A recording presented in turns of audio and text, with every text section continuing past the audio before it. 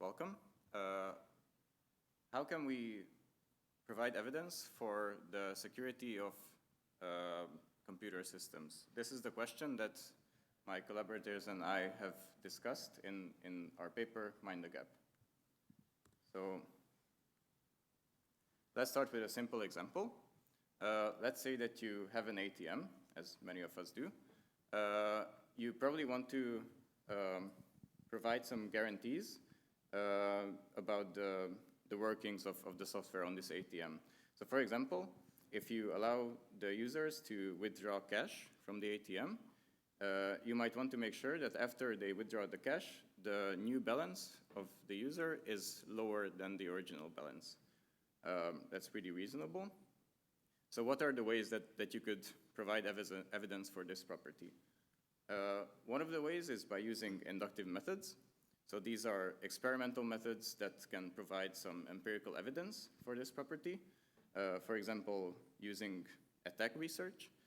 So we can take this system and try to provide all kinds of different inputs to it as attackers and see what kind of outputs do we get and see if the property is ever broken.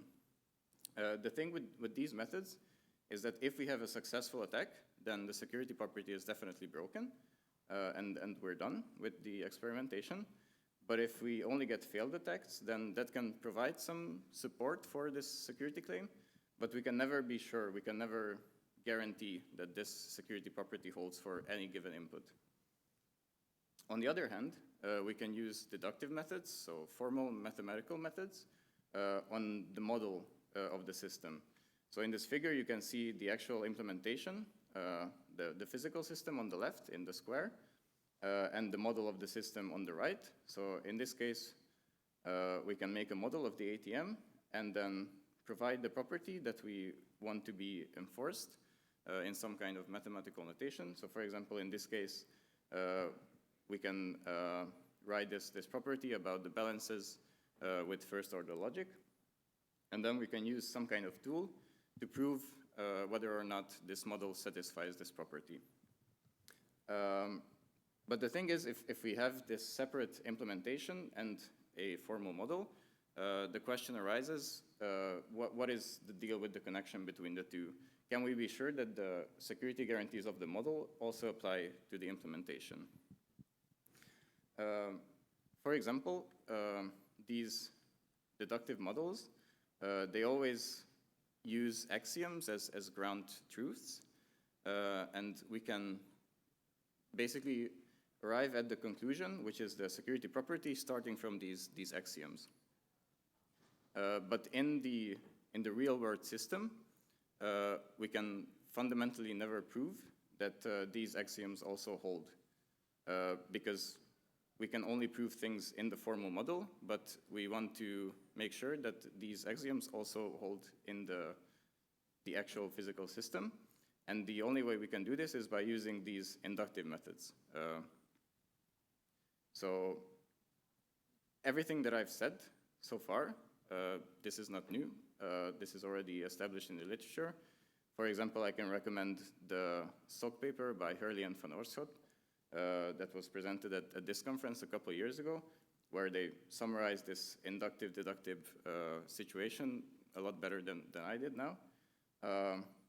What we do in our paper is to look at actual systems that have these deductive proofs and investigate how well their security properties hold in their actual implementations. So we look at two embedded research prototypes, and based on our experiences in those systems, we will arrive at a couple of conclusions, and we provide some guidelines for how to make this connection stronger between the implementations and the formal models.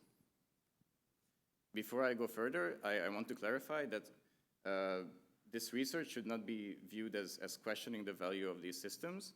So we're not trying to criticize these two systems that we analyzed. We took these systems because this is the scale, these small embedded research systems, this is the scale that we can feasibly analyze as a small research group. But we believe that these issues are more widespread than just these systems. We just want to use them as examples. And these are actually very impactful and very good papers. And they have many positive properties. For example, they have open source implementations, both for their code and then for their deductive proofs. And they also have very precise security claims in the paper, all of which helps our analysis and makes it easier to find problems with them. So what are the systems? The first one is Sancus, which is a trusted execution environment, which means that it enables the creation of so-called enclaves, which are programs that are allowed to run in an isolated environment. They are isolated from the rest of the software running on the system, including the operating system.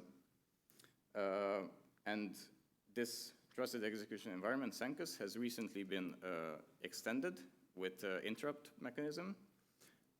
This is what I represent with the little pause icon next to the attacker. And this extension we're going to call Sancus V from now on. And not only has it been extended with this interrupt functionality, but it also comes with a formal proof that proves that this interrupt extension doesn't introduce any additional vulnerabilities to the system. This is a pen and paper proof that works on a model that's built on the operational semantics of the hardware of the implementation. So what do I mean exactly by secure interrupt handling? So let's, if we take two enclaves, so two of these isolated programs, if we have two enclaves that cannot be differentiated by an attacker, regardless of, so the attacker can run these enclaves simultaneously, they can provide different inputs, observe all the outputs, all the side effects. If the two enclaves appear identical to the attacker, then the security property is, even after the addition of interrupts to the system, which provides this additional dimension of leakage, which are represented with the red bars above the enclaves, these two enclaves should still remain indistinguishable. So this is the security property. Basically, interrupts don't add additional leakage to the system. Then the other system is raised, which is a remote attestation architecture. Remote attestation means that it enables a third party to verify the integrity of the software that runs on the system. And it implements this secure remote attestation protocol using hardware-software co-design, where there's a software module which is built on an HMAC function from the Hacklestar formally verified crypto library. And there's a hardware module called HWMod, which is implemented from the ground up by the authors of Raised, which performs access control. And interestingly, the formal model of this HWMod is directly extracted from Verilog. It's machine extracted from the Verilog. So this is a state machine, and the properties of the system are proven on this extracted state machine. So what did we do with these systems? I mentioned that these implementations, when we're talking about the security guarantees of an implementation with regards to its deductive model, it always has to rely on certain assumptions that we can either prove or disprove, well, not prove or disprove, but we can try to validate them in the actual implementation by using these inductive methods. So what we do is we look at all the assumptions that are made for these two systems, and both explicit assumptions and implicit assumptions. We can get implicit assumptions by looking at the code and by looking at the proofs. And then we actually validate the implementation to see whether these assumptions hold up or do not hold up in the actual implementation. We also look at the attacker capabilities that are present in the implementation itself and the formal model and see if there are any discrepancies between the two. And finally, we also check the less rigorous parts of the proofs. So all this inductive research has led to around 20 assumptions that we found to be unsatisfied in the two implementations, from which we created 17 attacks. And these attacks we classified into 3 categories: implementation model mismatches, missing attacker capabilities, and deductive errors. And I'm going to briefly talk about the first 2 categories. So the implementation model mismatches, these are attacks that can be performed on the implementation itself, and they can also be represented in the formal model, but there they fail. So this means that there's some kind of discrepancy between the implementation and the model. And if you look at these 2 tables that lists these bugs in the 2 systems, you can see that there's a lot more of these types of vulnerabilities in Senkus than in Raised. But I'm going to show you an example from Raised. So for example, they have, as I mentioned, they have this HW mod, this hardware module that it does the access control, which is connected to the CPU. And one of the signals that it monitors is the direct memory access address. So peripherals can perform direct memory access in these systems. And in order to prevent the key from being read out with these direct memory access requests, HWMod monitors this DMA address signal. But it turns out that in the actual implementation, this signal was connected incorrectly. It was shifted by 1 bit, which it shouldn't have been, because this way the access control doesn't work properly, and it's possible to read out the key that is used for the attestation just by simply issuing a DMA request at this position. But as I said, we found a lot more of these in Senkus.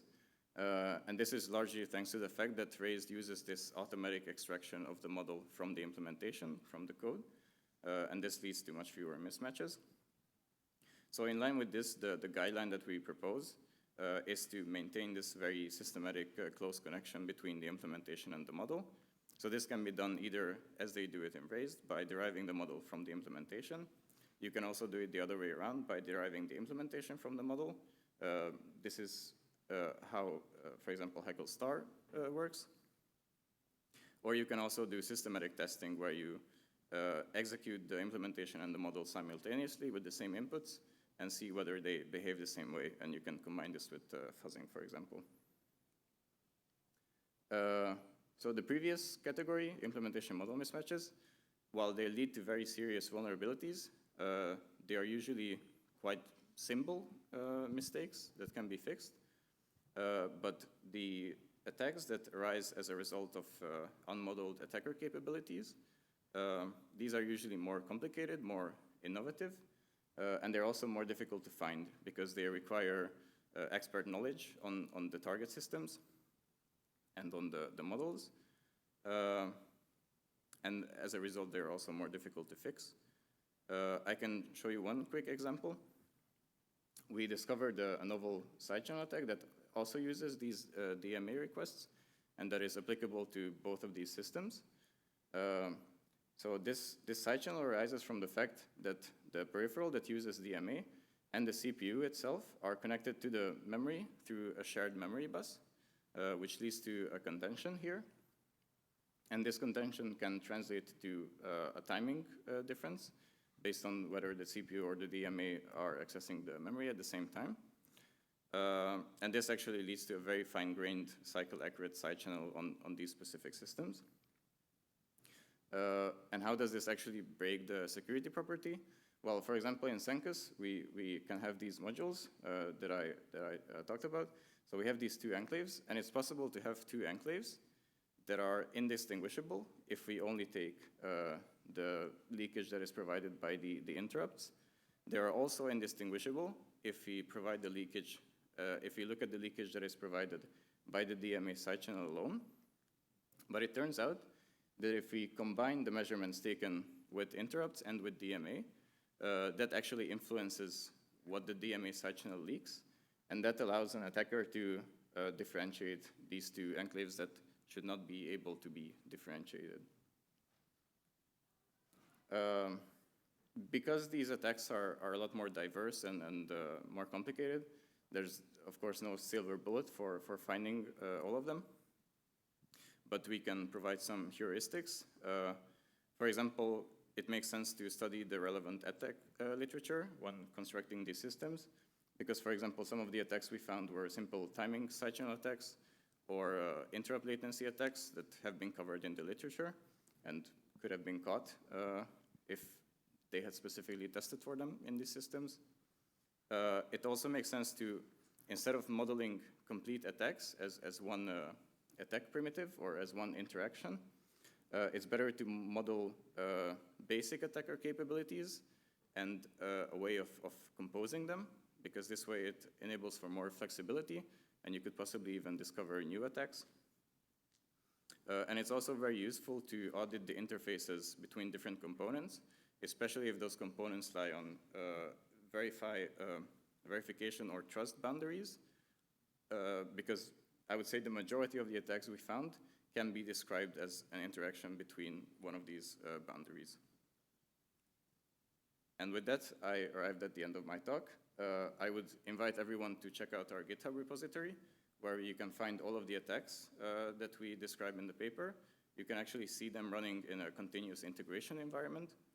And if you're interested in more details about the attacks or about the rest of the paper, I also have a link for that on the slide. And if you have any questions after this session or just want to chat about this paper, feel free to drop me a line on my email. Thanks.